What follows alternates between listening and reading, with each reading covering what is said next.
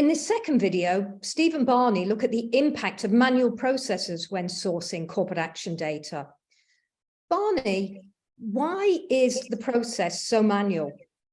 So I think the problem with corporate action processes is basically a lack of trust and a lot of manual processing kind of from front to back. So the amount of verification that needs to go into a corporate action as it comes out of an issuer and reaches an investor is huge. And that gives rise to the average corporate action department being about 100 people, FTE per region, spending an overall cost of about $5 million a year. So essentially the duplication of feeds, the lack of standardization of the feeds really creates a problem that basically everyone along the chain is verifying and trying to remove the risk from the person that sent them before.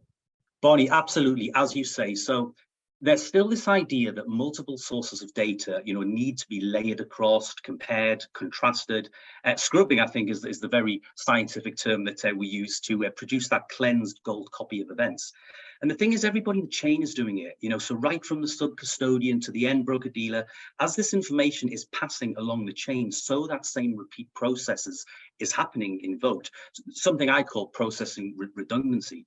And the question is why is this happening? Right. So I'm an asset servicing process. I'm taking custodians' advices on upcoming events.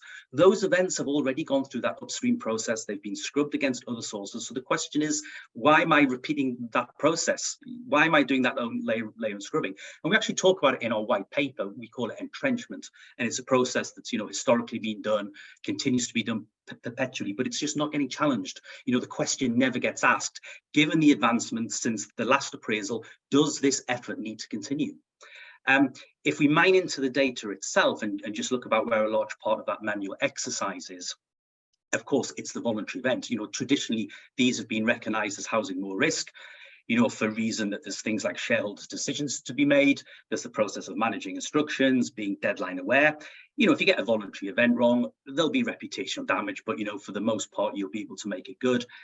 If you drop a client instruction, that client is out of pocket. That's a whole new world of pain. And obviously the consequences there can be a lot more dramatic. So tend to be, that's where the risk management has to take place. That's where, of course, the manual effort is.